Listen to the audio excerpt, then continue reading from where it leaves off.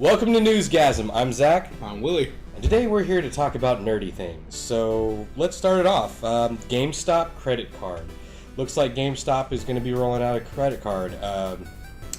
Looks like it's going to be a 26.99 interest rate, which means that basically you can buy a game, for $60, pay the minimum balance over the course of a year or so, and pay hundreds of dollars for that game if you're not too good with your finances. I guess the only bonus is that you get 5,000 points as a regular member and 15,000 points for being a pro member. What are your thoughts on this, Willie? I wouldn't do it. I mean, it's not worth it necessarily. Like, a card that's specifically for GameStop, like you could go and get a lower interest rate credit card with pretty much any company, even if you have bad credit, and still have a better interest rate than that. You can still use it to buy games. So to me, it's pointless. Really, when it comes down to it, Amazon's ruling all anyways, so you might as well get an Amazon card. Willie, what was your Destiny beta impressions? Let's talk about that since we were both playing. It was great. I cried a little. You weeped? Yeah, a lot actually. I crawled into a ball and just rocked back and forth and just fetal position, sucking your thumb, sing songs. I can see it. It was very, very good. The feel and everything of the controls as soon as you start playing, it felt a lot like Halo. Yeah, Mass Effect meets Borderlands meets Halo is the best way that I could probably describe it. Shout out to our Twitter followers that got free beta codes from us. We did a little promotion there. I really enjoyed it, and I think the criticism being mounted against it being kind of short and Bungie basically coming out and saying that it's 25% of the map is what we got to play with. That doesn't include missions. That doesn't include little side things that Bungie's going to do. Bungie's established, themselves. They know how to pump out a good game. I don't think that we have anything to worry about on that front. So, all right, on to the next topic. PlayStation Now rental prices and time frame. Now, let me break these down for you, and we can discuss them. So it's $2.99 for 4 hours, $5.99 for 7 days, $7.99 for 30 days, and $14.99 for 90 days. What are your thoughts on that? I think it's too high. Well, some of them are the 7-day one. That's on par with normal rental fees or rental time frames, but hourly. You're talking about the 7 days. Yes, the 7 days for $5.99. I have to admit, I don't understand the $2.99 pricing, because maybe I'm just that kind of guy that's like, look, I can get 4 hours with this game, or even if it sucks, I'll pay an additional 2, and not. I just don't get it. If it was 99 cents for 4 hours, I'd be like, okay, that makes sense. Maybe even $1.99, but $2.99.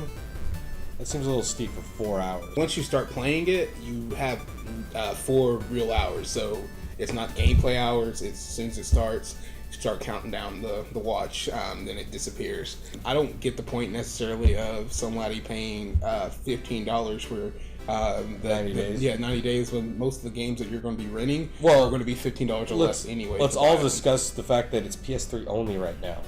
So that means that you're absolutely right. You could probably find a used version of most of the games that are going to be on there for way cheaper if that's your bag. And that actually brings up another point with the PlayStation Now. The fact that they've kind of backtracked a little bit when they initially announced the PlayStation Now.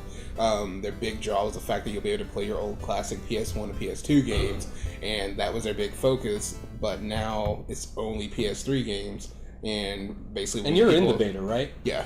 And it works great. Like, PS3 games stream extremely well. Like, I had no real lag in most of the games that I played, which is kind of like, I was surprised that they don't have PS2 and PS1 games, since they're even smaller games. You would think they would put those up first. It's probably a work in progress, and I'm sure PlayStation or Sony is really going to be smart and kind of restructure this and kind of play with it. On to the next topic. Number 4, it's kind of dear to my heart. Ubisoft has not officially canceled Beyond Good and Evil 2, because I'm a huge Beyond Good Evil 1 fan, or just Beyond Good and Evil. But it probably won't be anytime soon, and if they do release it, it'll obviously be in next-gen consoles.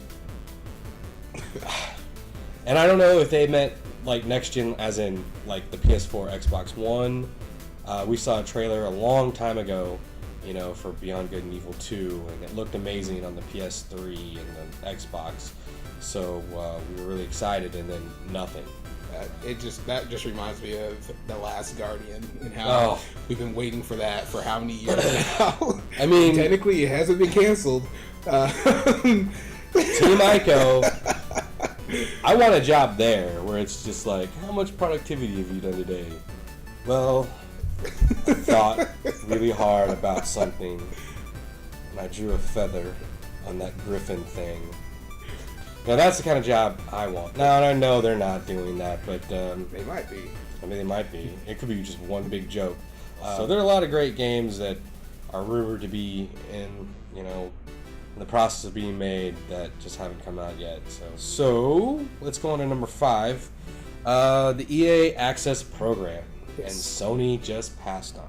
Yes. Do you care to elaborate? Yes, the EA Access Program basically gives you access to EA's vault of games. Right now they have Madden 24, FIFA 14, Madden 25, FIFA 14, Battlefield 4, and these are going to be available whenever you sign up to this service, which is $4.99 a month, or you do $30 yearly, which isn't a bad deal.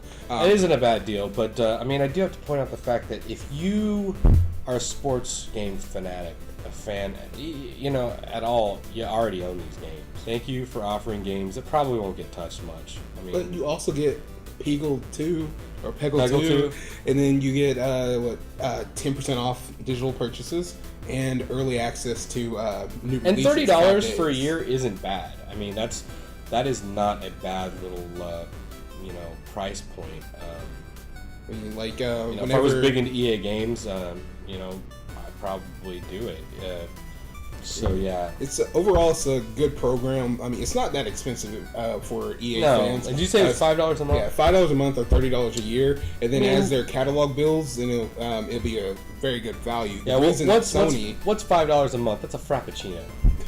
And the reason that Sony passed on it, they said in their press releases that to them it wasn't a good value for their customers or consumers. But everybody knows the real reason is the fact that it would be a direct competitor to their PlayStation Now, which makes sense. And at the same time, PlayStation Now obviously doesn't understand price points. Now, if PlayStation Now was $30 for a year, but you also have PlayStation Plus too that you're already paying. That gives you all these games. Okay, well, that has been it for Newsgasm. We only talk about the things we want to talk about, and we're not current, so don't hold that against us. This might be really old news for some of you, and for those that aren't, we're glad that you got to hear it from us. I'm Zach. I'm Willie. Peace out.